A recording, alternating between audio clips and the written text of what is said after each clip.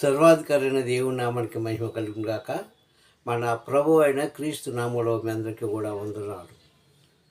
ప్రియ సహోదరులారా, అనుదినము కూడా మా జీసస్ బ్లెస్సింగ్ అనే యొక్క ఛానల్ ద్వారా వాక్యాన్ని వింటున్న మీ అందరినీ దేవుడు దీవించి ఆశీర్వదించును గాక. ఈ యొక్క ఛానల్ని ఇంతవరకు ఎవరైనా ఇంకా సబ్స్క్రైబ్ చేసుకోకపోతే సబ్స్క్రైబ్ చేసుకొని ఛానల్కి ఒక లైక్ చేసి షేర్ చేయండి. దేవుడు మిమ్మల్ని దీవించును గాక. ఆమేన్. ఇక ఈరోజు వాక్య సందేశం చూస్తే, బలవంతుడైన దేవుని మనం కలిగి ఉన్నాము. బలవంతుడైన దేవుని మనం కలిగి ఉన్నాము కనుక భయపడకము. హల్లెలూయా. ఈరోజు వాక్యాంశము భయపడకము. దేవుడు ఈరోజు మనకిస్తున్న బలమైన వాగ్దానం ఇది. వాక్యంలోకి వెళ్ళే ముందు ప్రార్థన చేసుకుందాం. ప్రేమ స్వరూపి దయగలనైనా నీకు వందనములు. ఇదిగో తండ్రి, నాని సమయంలో నీ వాక్యాన్ని ప్రకటిస్తున్న నాకు నీ ఆలోచన ఇచ్చి నడిపించండి అయ్యా. మాలో ఉన్న ప్రతి బలహీనతలను నీ వాక్యం ద్వారా తొలగించి, భయాన్ని తొలగించి నాయనా నీ ఖడ్గం చేత, అనగా నీ వాక్యం అని ఖడ్గం చేత తండ్రి మా ముందు వెనుకున్న ప్రతి బలహీనతలను ఖండించి మమ్మల్ని జ్ఞాపకం చేసుకొని కాసి కాపాడమని వాక్యం వింటున్న బిడ్డలందరికీ కూడా నాయనా నీ యొక్క ఆశీర్వాదములు దయచేయమని క్రీస్తు నామములో అడుగుతున్నాను పరమ తండ్రి. ఆమేన్. ప్రియ సహోదరులారా, మరి ఈరోజు వాక్యం ఉన్నాయి మనం చూసినట్లయితే, భయపడకము. హల్లెలూయా. ఇది ఏ కాలంలో ఎవరికి ఇచ్చాడు అని చూస్తే, ఇశ్రాయేలు కాలంలో ఇశ్రాయేలు ప్రజలు పడిన కష్టాలను చూసిన తండ్రి ఒక సేవకుడైన మోషే ద్వారా పలికిన మాట ఈరోజు వాక్యం ద్వారా మనందరితో మాట్లాడుతున్న మాట ఇది. దేవుని స్తోత్రం. ప్రపంచంలో ఇప్పుడు జరుగుతున్న ప్రతి పరిమాణాలను మనం జ్ఞాపకం చేసుకుంటే, అనుక్షణము అనుదినము ఉదయం లేచిన దగ్గర నుంచి పడుకునే వరకు కూడా భయపడుతూనే ఉన్నాము. ఈ భయము ధనవంతులకి అని కాదు, ధనహీనులకి అని కాదు, ప్రతి మనిషికి కూడా ఈరోజు భయం అనేది చాలా చాలా విపరీతంగా మనుషుల మీద దాడి చేస్తుంది. హల్లెలూయా. మరి అలాంటి సమయంలో మనం నమ్ముకున్న దేవుడు, మనల్ని కాశీ కాపాడుతున్న దేవుడు, మనకు అండగా ఉంటాడని వాగ్దానం ఇచ్చిన దేవుడు ఏమంటున్నాడో వాక్యం ద్వారా చూద్దాం. దేవుని స్తోత్రం. నిర్గమాకాండంలో మనం చూసినట్లయితే 14వ అధ్యాయం నుంచి మనం చూసినట్లయితే, అక్కడ ఇశ్రాయేలు జనాంగము మోషే వెనకాల వచ్చారు. వచ్చిన వారు కొంత దూరం ప్రయాణం చేసిన తర్వాత వారిని ఫరో సైన్యము, ఐగుప్తు సైన్యం తరుముకుంటూ రావడం చూస్తారు. అంతసేపు ధైర్యంగా ఉన్న వాళ్ళు ఒకేసారి వాళ్ళలో భయం కలిగింది. అప్పుడు అంటాడు మోషేతో, మోషే, ఇదిగో మేము ఐగుప్తులో జీవిస్తే బ్రతుకుతామేమో, మేము అక్కడే మరణిస్తే ఐగుప్తులో మమ్మల్ని సమాధి చేస్తారు. కానీ ఇప్పుడు ఏ దిక్కు లేకుండా ఈ అరణ్యంలో చంపబడతాం. మేము నీ మాట విని నీ వెనకాల వచ్చే కంటే వెనక్కి తిరిగి మరలా ఆ ఐగుప్తుల దగ్గరికి వెళ్ళిపోతే మేము కనీసం ప్రాణాలతోనైనా బ్రతుకుతామయ్యా కొంతకాలము అని 14వ అధ్యాయంలో మనం ఒకటి చూస్తున్నాం. ప్రియ సహోదరులారా, ఎంత విచిత్రం అండి. అంతకాలం కూడా వారు దేవుడికి లోబడి, దేవుడికి మొరపెట్టి, దేవుని దగ్గర కన్నీరు కార్చి ఏడ్చి మొత్తుకున్న ప్రజలే ఈరోజు ఆ సైన్యమును చూసి భయపడ్డారండి. దేవుని స్తోత్రం. హల్లెలూయా. ఈరోజు మనం కూడా అంతేనండి. మనకి ఎంత ఆస్తులున్నా అంతస్తులున్నా లేకపోయినా ఒక ప్రమాదాన్ని మనం చూసినప్పుడు, లేక ప్రమాదం మన దగ్గరికి వచ్చినప్పుడు భయపడతాం. భయపడతాం. అందరూ ఎన్ని మాటలు చెప్పినా వాటికి మనం లోబడము. కారణం ఏమిటంటే ఆ యొక్క జరుగుతున్న ఆ సన్నివేశము మన మీదకి వచ్చింది కనుక. అలాగే వీరు కూడా భయపడ్డారు. కానీ ఇక్కడ ఒక సత్యాన్ని మర్చిపోతున్నామండి. బలవంతుడైన దేవుణ్ణి, ధైర్యం ఇచ్చిన దేవుణ్ణి, ఆశ్చర్య కార్యాలు చేసే దేవుణ్ణి, నిత్యుడకు తండ్రి అయిన దేవుణ్ణి మనం కలిగి ఉన్నామని ఒక్క క్షణం మర్చిపోతాం. వాళ్ళు కూడా మర్చిపోయారు, మన పూర్వీకులు వాళ్ళు మర్చిపోయారు. ఈరోజు మనము మర్చిపోతున్నాం. కానీ వాక్యం ఏం చదువుతుందో మనకు తెలుసు కదా.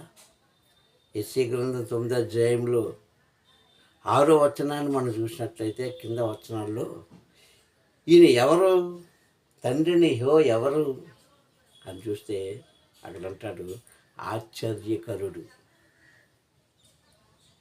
ఆలోచనకర్త, బలవంతుడైన దేవుడు, నిత్యుడకు తండ్రి, సమాధానకర్త. స్తోత్రం, హల్లెలూయా.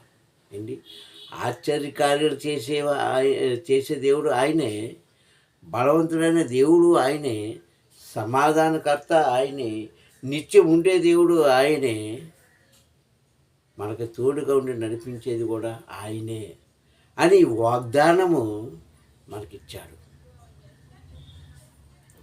ఉన్నది లేనట్టుగాను, లేనిది ఉన్నట్టుగాను చేసే శక్తి ఎవరికి లేదు, ఒక దేవుడికి తప్ప, తండ్రికి తప్ప. కనుక ఇక్కడ మనము భయపడవలసిన అవసరం లేదు అని చెప్తుంది బైబిల్. కానీ ముందు చెప్పుకున్నట్లుగా ఒక ప్రమాదం మన చుట్టినప్పుడు, ప్రమాదం మన దగ్గరికి వచ్చినప్పుడు, ఆ ప్రమాదం మన శరీరాన్ని ముట్టుకునేటప్పుడు ఖచ్చితంగా భయపడతాం. భయపడకుండా ఏ మానవుడు కూడా ఉండడండి. భయానికి లోబడకుండా ఉన్నవాడు ఎవడు ఉండడు. కానీ దేవుడు అంటున్నాడు భయపడకుము. అప్పుడు మోషే ఏమన్నాడండి నిర్గమకాండంలో? ఏం చెప్పాడు ఇశ్రాయేలు ప్రజలకు? ఓ ఇశ్రాయేలులారా, మీరు భయపడకండి, మీరు అలాగే నిలబడి చూడండి. మిమ్మల్ని బానిస జీవితంలోంచి విడిపించిన దేవుడు, వాగ్దానం ఇచ్చిన దేవుడు, నన్ను మీ వద్దకు పంపించిన దేవుడు, ఐగుప్తులో ఎన్నో ఆశ్చర్యకార్యాలు చేసిన దేవుడు, రాజులని ప్రజల్ని భయభ్రాంతులు చేసిన దేవుడు ఈ చిన్న కార్యం చేయడా? మీరు భయపడకండి. అయితే ఇప్పుడు చూస్తున్న ఈ ప్రజలు ఇక ముందు మీరు చూడరు అన్నాడు. మరి ఇప్పుడు ఏం చేస్తామంటే, ఇప్పుడు వచ్చిన ఈ కష్టము మనకు శాశ్వతంగా ఉండదు. అది కుటుంబంలో కావచ్చు, బంధుమిత్రుల మధ్య కావచ్చు, లేకుంటే నీ శరీరానికే కావచ్చు. ఏది వచ్చినా సరే అది ఏమవుతుందంట, ధైర్యం కొనేటప్పుడు ఏదో ఒక్క దినాన్న వాటిని దేవుడు తొలగించేస్తాడు. అందుకే ఆయనకున్న పేరేంటండి? ఆశ్చర్యకరుడు. ఎవ్వరూ చేయలేని కార్యాలు మన పట్ల చేయడానికి సిద్ధంగా ఉన్నాడు. ఆనాడు మన పూర్వీకులని ఇశ్రాయేలు ప్రజలకే కాదండి, ఈరోజు నీకు నాకు మనందరికీ, ఆయన మీద ఆనుకున్న ప్రతి ఒక్కరికి, నమ్మిన ప్రతి ఒక్కరికి కూడా ఆయన ఏం చేస్తాడంటే ఆశ్చర్యకార్యాలు చేసి న్యాయం చేస్తాడు. ఆలోచనకర్త. ఎప్పుడు ఎక్కడ ఎలా ఎవరిని పెట్టాలో, ఎలా నడిపించాలో, ఎలాగా ఆయన కార్యాలు చేయించుకోవాలో ఆలోచించి, వాక్యం ద్వారా ఆలోచన కలిగించి ముందుకు నడిపించే దేవుడు మన దేవుడు. దేవుని స్తోత్రం, హల్లెలూయా. ఈరోజు బయటికి వెళ్ళిన మనిషి తిరిగి వచ్చే వరకు కూడా భయమే. ట్యూషన్కి వెళ్ళారు పిల్లలు, రెగ్యులర్గా ఒక సమయానికి వచ్చేస్తున్నారు వాళ్ళు. ఒక 10 నిమిషాలు 10 minutes లేట్ అయిందనుకోండి, వెంటనే ఆ తల్లిదండ్రుల్లో కానీ బంధుమిత్రుల్లో కానీ కంగారు వస్తుంది. ఎందుకు? ప్రతిరోజు ఈ సమయానికి వచ్చే బిడ్డలు ఇంకా రాలేదేంటి అని ఏం చేస్తారు వాళ్ళకి తెలిసిన వాళ్ళందరికీ కూడా ఫోన్ చేసి కనుక్కుంటారు. వాళ్ళకి తెలిసిన వాళ్ళందరికీ కూడా కనుక్కుంటారు. ఎందుకు? భయము. బయటికి వెళ్ళారు, పిల్లలు ఇంకా రాలేదు, ఆందోళన సహజం. ఇది ఇలా జరుగుతూ ఉంటుంది. కానీ ఆ సమయంలో మనము భయపడకుండా ఉండాలి. దేవుని స్తోత్రం కలుగును గాక. హల్లెలూయా. భయపడకుండా ఉండేటప్పుడు ఖచ్చితంగా మనల్ని కాచి కాపాడిన దేవుడు, మనకి వాగ్దానం ఇచ్చిన దేవుడు, భయపడకు నేను ఉన్నాను అని ధైర్యం చెప్పిన దేవుడు ఖచ్చితంగా మనకు న్యాయమే చేస్తాడు. ప్రియ సహోదరులారా, కొన్ని వందల సంవత్సరాల క్రితం మన పూర్వీకులైన ఇశ్రాయేలు ప్రజలకు ఇచ్చాడు వాగ్దానం. ఈరోజు మనకెవడేమో అని అనుమానవద్దు. ఈరోజు నా పక్షంగా దేవుడు లేడేమో అని అనుమానవద్దు. అందుకని ఏమంటున్నాడంటే నిత్యుడగు తండ్రి. ఎస్, నిన్న నేడు నిరంతరం మనతో ఉన్నవాడు అనువాడు ఆయనే. నిత్యుడగు తండ్రి. భూమి ఆకాశము గతించిన ఆయన మాటలు గతించవు అని మత్తయి సువార్త 5వ అధ్యాయంలో చెప్పబడిన రీతిగా వాగ్దానం ఇచ్చిన దేవుడు ఎంతైనా నమ్మదగినవాడు. వాగ్దానం ఇచ్చిన దేవుడు ఎంతైనా నమ్మదగినవాడు. దేవుని స్తోత్రం. హల్లెలూయా. కనుక నమ్మేవారికి ఆయన సమస్తం కూడా సాధ్యపరిచే దేవుడు. కానీ కొన్ని విషయాల్లో కొన్ని సందర్భంలో మనలో ఎంత విశ్వాసం ఉన్నప్పటికీ కూడా అప్పుడప్పుడు మన విశ్వాసం దారి తప్పుతూ ఉంటుంది. మన నమ్మకము దారి తప్పుతూ ఉంటుంది. అయినప్పటికీ దేవుడు అంటున్నాడు, నా కుమారుడా కుమార్తె, నీవు భయపడొద్దు, నీ పట్ల నేను గొప్ప కార్యాలు చేస్తాను, ఆశ్చర్య కార్యాలు చేస్తాను అని ఒక వాగ్దానం అయితే ఇస్తున్నాడు ఈరోజు మనకి. ఎందరైతే ఆయన మీద ఆనుకొని జీవిస్తారో వారందరికీ కూడా ఆయన ఏం చేస్తారంట, మంచి కార్యాలు చేసి భయం అనే ఆ యొక్క వ్యాధిని, ఒక రకంగా చూస్తే ఇది ఒక రకమైన జబ్బు, వ్యాధి. భయం లేని వారు ఎవరు ఉంటారండి? మానవుడికే కాదు, మనుషులకే కాదు, ఈ భూమి మీద జీవిస్తున్న ప్రతి ప్రాణికి భయమే. భయం లేదా? ప్రతి ప్రాణికి భయమే. మన ఇంటి ముందు ఒక జంతువు వచ్చిందనుకోండి, అది కుక్క కావచ్చు, ఇంకోటి కావచ్చు, ఏదైనా కావచ్చు, ఆవు కావచ్చు, గేదె కావచ్చు. ఇంటి మీదకి వచ్చినప్పుడు మనం కర్ర పట్టుకొని దాని దగ్గరికి వెళ్ళామనుకో, ఆ కర్రను చూస్తుంది ఆ జంతువు. చూసి నన్ను కొట్టడానికి వస్తున్నారు కదా అని ఏం చేస్తుంది? ఎంత బలంగా ఉన్న జంతువు అన్నీ సరే వెంటనే వెన్నుదిరిగి పారిపోద్ది. కారణం ఏంటి? దానికి భయమే. అలా మనుషులకు కూడా భయమే. భయం అనేది మానవునికి అనుకుంటే తప్పు. భూమి మీద ప్రాగుతున్న ప్రతి ప్రాణికి భయమే, ప్రతి విషపుడికి భయమే. నిజంగా ఈ భయమే కానీ లేకపోతే మానవ జీవితం ముందుకు కొనసాగదు, ఉండాలి. కానీ అలాంటి సమయంలో ధైర్యం తెచ్చుకొని, ప్రభువా నీవు మా పక్షాన ఉన్నావు కనుక ఇదిగో మాకు నీవే న్యాయం చేయాలి, నీవే మమ్మల్ని కాపాడాలి. ఎందుకంటే నీవు వాగ్దానం ఇచ్చావు, భయపడకండి. నువ్వు వాగ్దానం ఇస్తున్నావు తండ్రి, నీ చిన్న తండ్రి నేనే, సమాధానకర్త నేనే అని ఇస్తున్నా కనుక ఇదిగో నీ ముందు మేము ఉన్నాము అని విశ్వాసంతో ఆయన వద్దకు వెళ్ళిన వారి ప్రతి ఒక్కరికి కూడా మేలు చేస్తాడు. ఆ రోజు ఒక్క క్షణం భయపడ్డారు ఇశ్రాయేలు ప్రజలు. కానీ చివరికి ఏమైంది? ఏం పలికించాడు మోషేతో? భయపడొద్దు, ఇదిగో ఇప్పుడు చూస్తున్న ఈ ప్రజలు ఉన్నారే, ఇక ముందు మీరు చూడరు. చూసావా ఎంత బలమైన మాట. అక్కడ ఏం జరిగిందో మనకు తెలుసు. ఆశ్చర్యకార్యాలు చేశాడని దేవుడు. ఏంటి ఆశ్చర్యకార్యాలు? మనకు వచ్చింది బలహీనత, జ్వరం వచ్చింది, జబ్బు వచ్చింది, ఇలాంటి ఏదో అయింది, ప్రార్థన చేసాం వెళ్ళిపోయింది. మళ్ళా రాదా? మళ్ళా జ్వరం రాదా? మళ్ళా బలహీనం అయిపోవా మనం? వస్తుంది. కానీ ఆశ్చర్యకార్యాలు ఏంటో తెలుసా? భూమిని ఆకాశాన్ని వేరు చేయడం ఆశ్చర్యకార్యం. దేవుని స్తోత్రం, హల్లెలూయా. అవండి ఆశ్చర్యకార్యాలు. భూమిని ఆకాశాన్ని వేరు చేసి ఆకాశంలో ఉంచవలసిన సూర్య చంద్రులను నక్షత్రాలను కిందకి పడిపోకుండా అక్కడ పెట్టాడే, అది ఆశ్చర్యకార్యాలు. అది ఆశ్చర్యకార్యం కాదా? అలాగే సముద్రాన్ని 2 పాయలుగా, 2 ముక్కలుగా, 2 భాగాలుగా చేసి సముద్రం మధ్యలోంచి ప్రజలను నడిపించాడే, అదండి ఆశ్చర్యకార్యాలు. అంతేగాని మనం బలిపీఠం దగ్గర నిలబడి సాక్ష్యాలు చెప్తుంటారు, మంచిది. బలిపీఠం దగ్గర నిలబడి దేవుడు నాకు ఇలా చేశాడండి, అలా చేశాడండి, నేను ఆయనకు ప్రార్థించగా ఇదిగో నా ప్రార్థనకు ప్రతిఫలం ఇచ్చాడండి అని మనం సాక్ష్యం చెప్తాం, మంచిదే. కానీ వాటికంటే బలమైన సాక్ష్యాలు ఏంటంటే భూమి ఆకాశాన్ని వేరు చేయడం. ఎవరి తరం అవుతుందండి అది? ఎవరైనా చేయగలరా? ఆకాశంలో కలిగిన ప్రతి కార్యాలు కూడా ఆయన ద్వారే జరుగుతుంటాయి.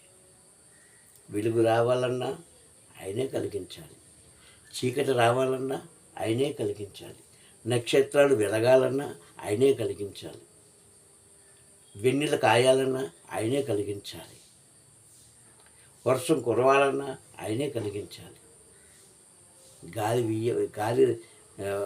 గాలి మనకి సోకడానికి ఆయనే సహాయం చేయాలి.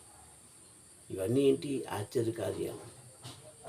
ఒక్కొక్కసారి మనం బయట కూర్చొని గాలి ఇట్లేదండి, అస్సలు ఇన్ని చెట్లు ఉన్నాయే కానీ అస్సలు గాలి లేదండి అని ఆకాశం వంక చూస్తాం, మనం చెట్లు వంక చూస్తాం ఇట్లా కదా. అంటే చెట్లను ఊపే అధికారం ఎవరికి ఉంది? దాని ద్వారా చల్లటి గాలి పంపించే అధికారం ఎవరికి ఉంది? దేవుడే. దేవుని స్తోత్రం, హల్లెలూయా. ఇవ్వండి ఆశ్చర్యకార్యాలు, ఇవి ఆశ్చర్యకార్యాలు. అలాగే భూమి దుక్కు దున్ని పైరు వేసి పంటలు పండించి ఆ పంటలు మనం తింటున్నామంటే దేవుడు చేసిన ఆశ్చర్యకార్యాలు. దేవుని స్తోత్రం, హల్లెలూయా. అవన్నీ మర్చిపోతాం మనం.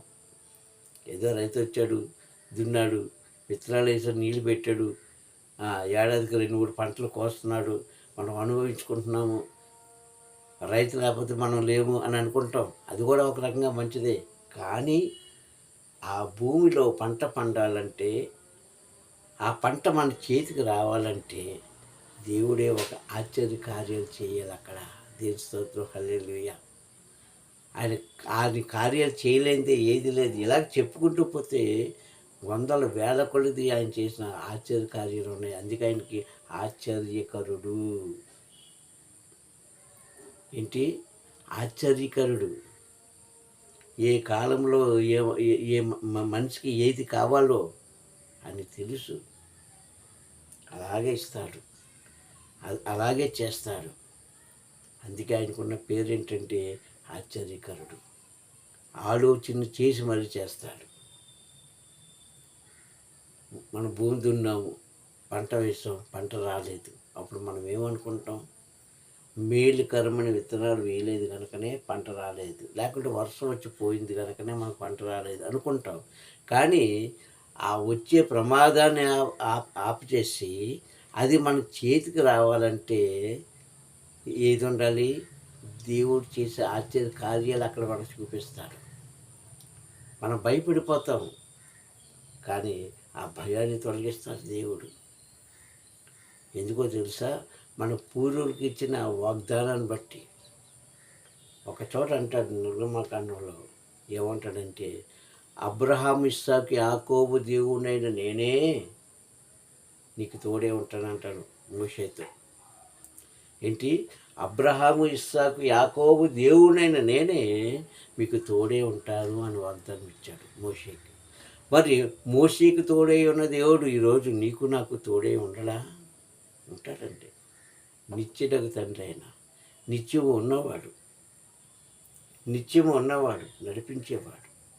కానీ మనం ఎలా ఉండాలంటే అల్ప విశ్వాసంగాను, సగ విశ్వాసంతోనూ ఉండకూడదు. సంపూర్ణమైన విశ్వాసంతో మనం ఉన్నప్పుడు కనీసం ఆ ప్రతిఫలము మనం కాకపోయినా మన వెనకున్న సైన్యము అంటే మన పిల్లలు వాటిని అనుభవిస్తారు. వాటిని అనుభవించి దేవుణ్ణి ఘనపరుస్తారు. అందుకే ఇక్కడ ఇచ్చిన వాగ్దానం ఏంటంటే భయపడకు. హల్లెలూయా! నేనున్నాను, భయపడొద్దు. ధైర్యం తెచ్చుకోండి. ధైర్యంగా మీరు జీవించండి.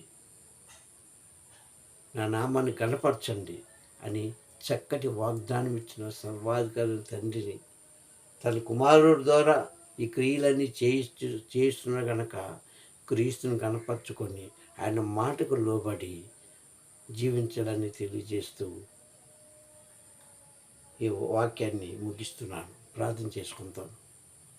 సకలాశ్వరదర్కును కారణభూతుడైన మా ప్రియ పరలోక దేవా, నీ ఉన్నతమైన ఘనమైన నామాన్ని బట్టి ప్రార్థిస్తుంది తండ్రి. ఇగో నేనా ఇవిచ్చిన వాగ్దానపు వాక్యము భయపడకము.